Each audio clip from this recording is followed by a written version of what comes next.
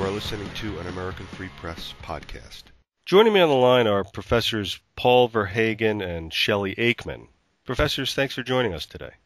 Thank you. And professors, you are both married, aren't you? Yes, we are, to each other. Yeah. Now, I read a study recently online, the headline being, "Everyone's a little bit racist, but it's not your fault. Blame TV and magazines. Instead, say scientists." I want to get into that in a couple of minutes, but before we do that, for the benefit of our listeners, could you explain what exactly you do over there at the universities that you're both stationed at? Professor Verhagen, you are at the School of Psychology at Georgia Institute of Technology, is that correct? That is correct. And Professor Aikman, you are about 50 miles away, you said, in Gainesville, is that right? Gainesville State College, the School of Social Sciences. What do you folks do at these respective institutions? We're professors of psychology. This is somewhat of a strange study for us because I'm typically a cognitive psychologist and I'm interested in what happens to people's memory and attention when they grow older. So this is quite different from what I typically do. My primary responsibility is teaching, but my research interests are also a little bit aside from this. I am interested in health and social psychology and the overlap of the two, primarily attitudes and our attitudes towards foods, but attitudes in general, which relates nicely to attitudes towards people. How did you get involved in this? Part of it is just pure curiosity. I'm from Europe originally, and so one of the strange things, or things that were strange to me that I started noticing, was that when you teach students, they tend to cluster in groups. You have the black students in one part of the auditorium, the white students in another part, which to me always looked very strange. I also discovered that there's ethnicities that are important here that are not noticeable when you come from Europe. Somebody who's Hispanic just looks white to you. And those groups don't interact very much with each other. That seemed kind of strange. And then there's kind of two ways you can look at racism, or two types of racism people have. One is the kind of very blatant stuff, I don't want to talk to you, or I don't want to give you a job, or if you move into my neighborhood, I'll move out. But there's also this kind of strange gut level racism that exists. It's the kind of stuff when you walk around at night in your neighborhood and you're white and you see a big black guy approaching you, you might have this tinge for a moment where you say, oh, I better cross the street. And then you catch yourself and you realize, if I saw a white guy, I would not have this feeling. That this kind of gut level racism seems to be part of almost everybody's makeup, including black people. And so you do these kind of strange demonstrations in class with your students. And one day I had my students do one of those sneaky tests psychologists have to see how you identify with different groups. And so this test is trying to see how quickly you associate white with good things and black with bad things. And so it turned out that my white and black students did the test, and the black students were very upset because they were finding out they were having a racist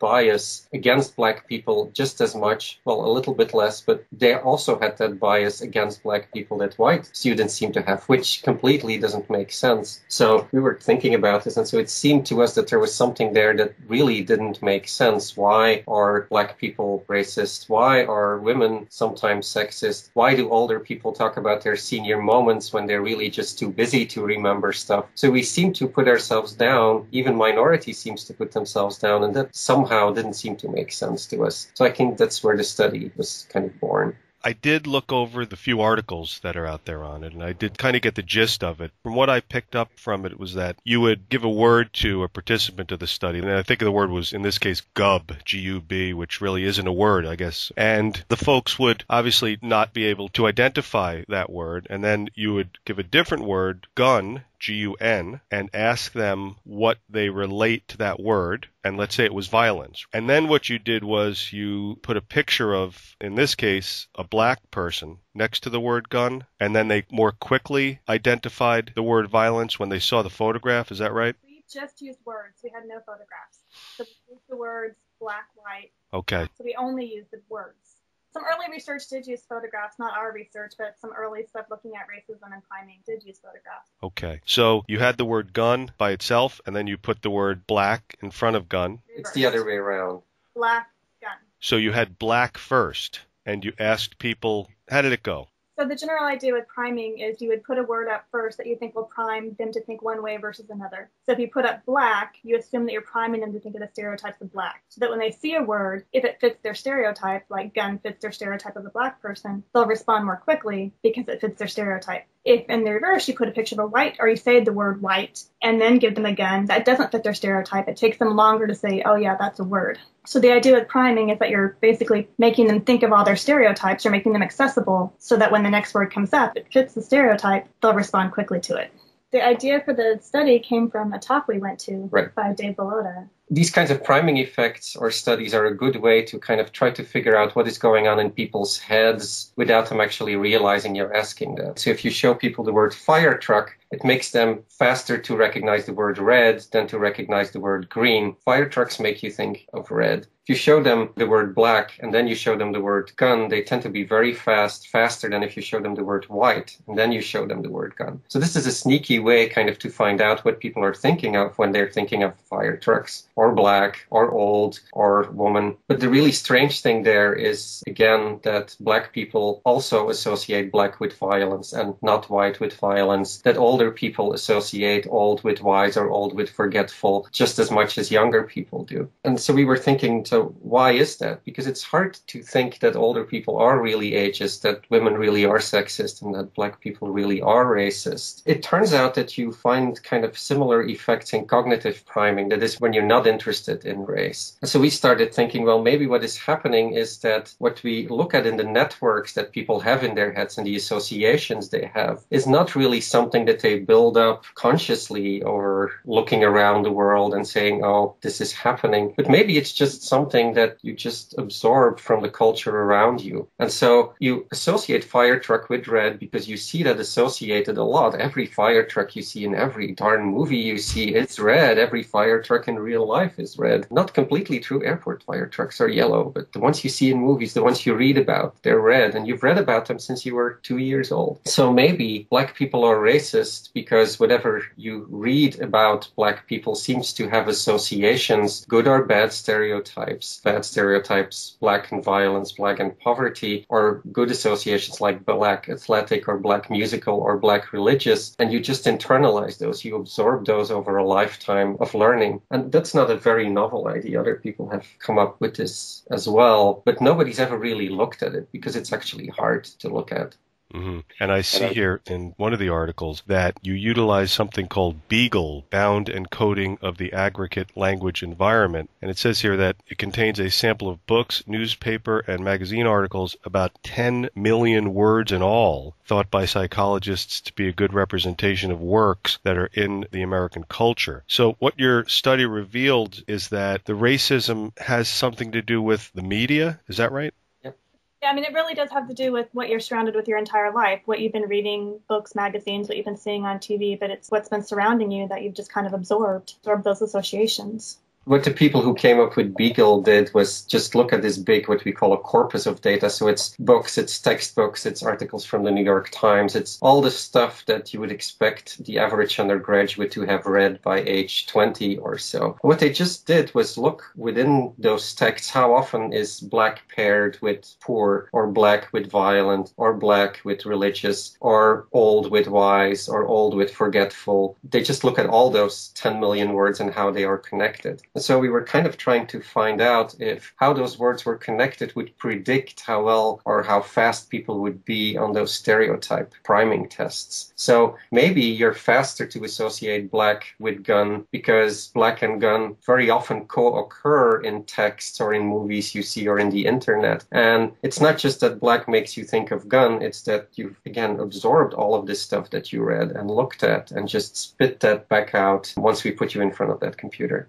So the racism you're saying isn't something innate. It's something learned from the media. Well, again, there's two types of racism, right? But this kind of racism is something that kind of implicit, is something that you learn from the culture around you, the media, the books you learn as kids, maybe also, of course, the experiences you have. And so in a strange way, then, that actually means that it's not you who's racist, it's the culture who's racist or sexist or ageist. How much of the media reporting actual events, for example, the violence in the black community, statistically is a lot higher than the violence in the white community? Now, you're from Belgium, right? Yep. Are there many black folks in Belgium? I've never been there myself. We have a large North African population. Okay. Is that the case in Belgium? Is violence in that community a lot higher than violence in the indigenous populace? No, because the means of violence differ. There is much more emphasis on gun control in Europe, so you actually have much less violence because of that. Mm-hmm. It's harder to strangle somebody than to shoot somebody, right? So the threshold for violence tends to be higher. Is the violence higher in that community? Not that you're aware of, okay. Here in the United States, the statistics are showing that the violence is a lot higher in black communities here than in the white communities. Could the racism be attributed to the fact that the violence is reported by the media, and that's what is actually being manifested? Of course, the media could be not telling the exact truth. That's always the case. But could it be that it's not so much that folks are racist because of what the media says, but they're racist because the media is just simply presenting what's happening? That's a chicken-egg thing, right? The media have a large role in there. And to the extent that the media reflect what is happening, your inner representations will reflect what's happening. But it's also very easy to distort that. Propaganda is a very good example. For about 8 years, we've been told that President Bush was dumb, to the extent that this is one of the first associations that comes up now. He has a degree from Yale. He's probably a standard deviation or more above the mean in intelligence, but we've indoctrinated to believe that. Or Obama is socialist. He's just as socialist, I guess, as Bush is dumb. So you're told over and over again that this is true, and so you internalize this. And that's kind of independent of the question of whether it's true or not. It's one of the reasons, for instance, why propaganda works. It's one of the reasons why some people insist that you should be politically correct, because then you don't reinforce those stereotypes. Mm-hmm. And what was the most surprising part of the study for each of you? Something that was uncovered that you didn't expect, perhaps? Not sure it's that we didn't expect it, but the idea has been posited so many times that culture is playing a role in this implicit racism. And it comes up again and again and again that it's really just a reflection of what we've learned. And the fact that we could actually have a really nice, neat, clean way of measuring that, using the Beagle scores and using these associations in culture to actually show that it does explain where these findings are coming from.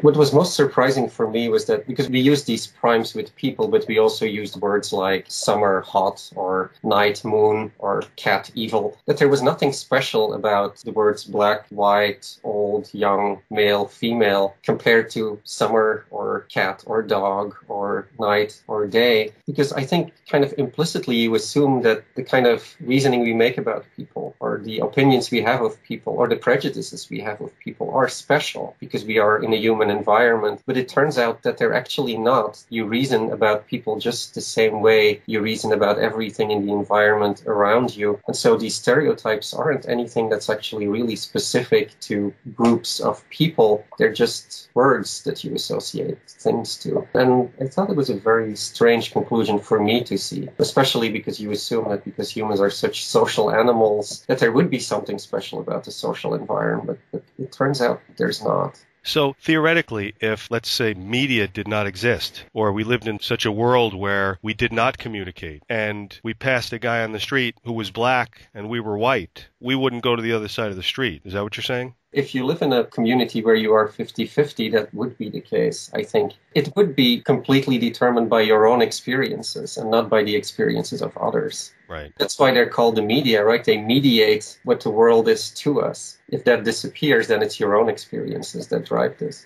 Right. So without the media, there might not be any racism if you didn't experience it. Well, media also means books and picture books and television shows and all that kind of stuff. Right, so exactly. Without any media. This would reflect your own experiences. What do you think, Shelley? I find it hard to tease out the media. We are in a society where there's constant communication. So whether or not it's your own personal experience or what you've heard from other people, if there's any idea in society that one group is different from another group, and that's human tendency to say you're not me, therefore you're different, you're going to pass those messages along. As long as we are categorizing, which is natural human tendency, we're going to keep going over stereotypes, maybe at a smaller level. I'm not willing to say that media is the cause of all stereotyping or racism. Word of mouth would also. If there's anybody who has a bad experience and then shares it with somebody else, who shares it with somebody else, the experience gets shared. Right. Actually, that was just in the news, I think, last week, that word of mouth is the most popular form of spreading news. Did you happen to see that? I'm not surprised. Would this have predictive capabilities, you think? It certainly would, because if you know the associative value of two words, you would be able to see how fast people would react. But it's only predictive really at the gut level. That's important to see too. Now, I can say, oh, I want to cross the street. I can decide to cross the street or not. If I am prejudiced against hiring women and somebody comes into my office and is looking for a job, I can realize that, hey, maybe I should really look carefully at her resume before I say no. So there's what happens at the gut level, and then there's what happens above that. Now, revolutions are interesting because they are, I think, absolutely gut level. They very rarely happen where somebody decides, oh, let's start a revolution, let's have a plan. It's just an uproar that just happens. You have the Tea Party, or you have the Belgian Revolution, or the French Revolution, and there you go. So those would be very nicely predicted,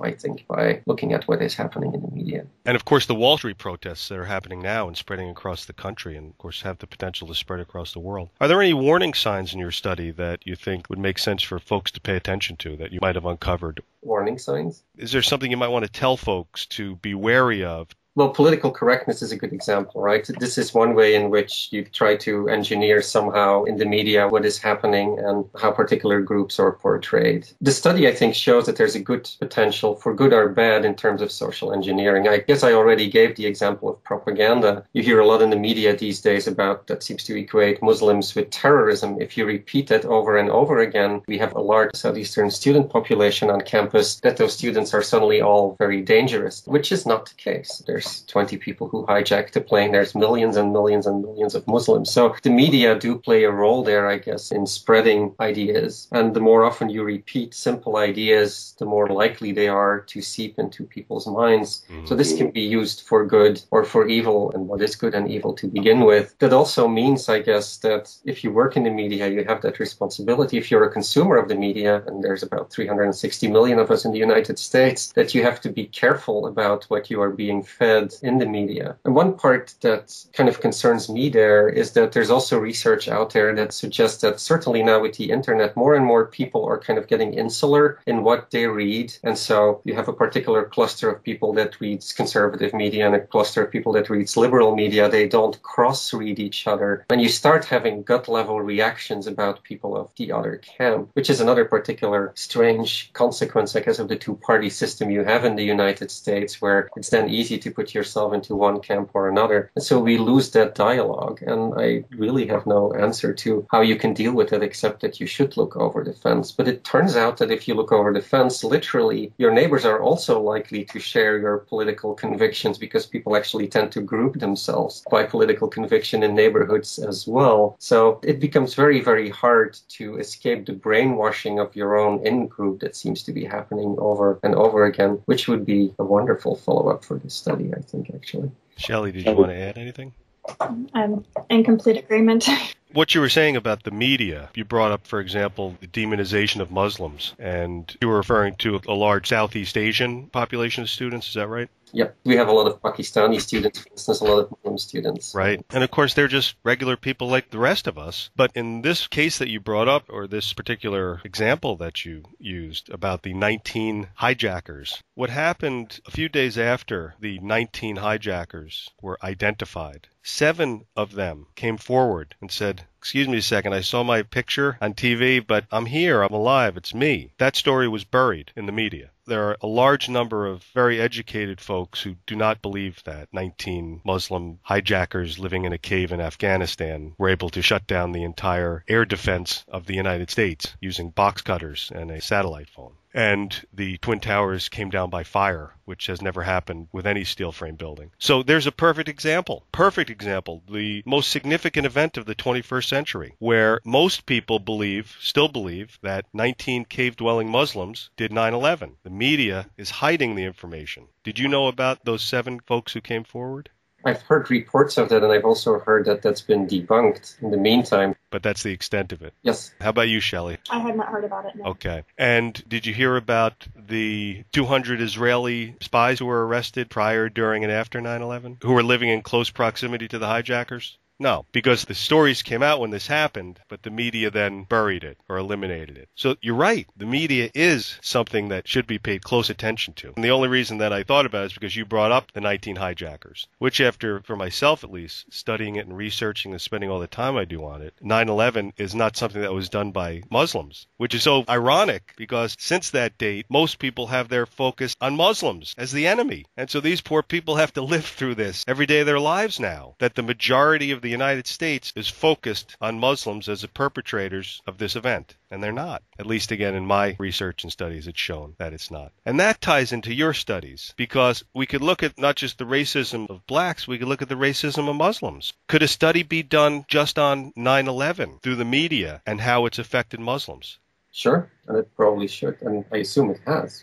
I'm sure there have been a lot of studies looking at attitudes towards Muslims, but I'm not familiar with any of them. Mm-hmm. Any closing thoughts? How about a follow-up to this study? We actually have been talking about it, but we haven't settled on what we want to do next. I'm actually very intrigued with your idea that there's ebbs and flows in media, right? Stories that surge and then stories that disappear. And those stories have associative stuff to them as well. Muslims are terrorists. Obama is a socialist. Obama is born in Kenya. George W. Bush is dumb. And so it might be a great idea to actually follow over time how much that impacts people's kind of gut reaction to politicians, to political issues and things like that. Although that could be used as a dangerous study, I guess, in the wrong hands, propaganda being what it is, the media being what they are. But I think it's very interesting for them. For me, actually, one of the main things to take away from this study is, again, those two levels of racism or sexism or ageism. And that if you feel a tinge of fear if you see a black person, or next time you see an older people and you think automatically they're helpless and you need to help them across the street, those feelings are normal and we all have them. And it's what happens after that that is the really important thing. I tend to feel guilty a lot. It must be my Catholic background, I guess. But you shouldn't. That kind of monster inside all of us for many of those things is not really a monster of our own making. It just shows that, I guess, you're American or you've lived long enough in the culture. It doesn't dissolve you of responsibility either, but it should free you from feeling guilty about this and being able to, I guess, meet people face to face as humans rather than as representatives of a group. Right. I think also the awareness that should bring that what you say does matter and that what you do matters. That at a gut level, you're going to have the feelings that you have. What you do next has an impact beyond that. I guess that's where the golden rule comes in, right? Indeed. It's there for a reason. Right, exactly. Professors Paul Verhagen and Shelley Aikman, I want to thank you so much for the time you took out today explaining all this to the listeners, and looking forward to your next study. Wonderful. Thank you so much.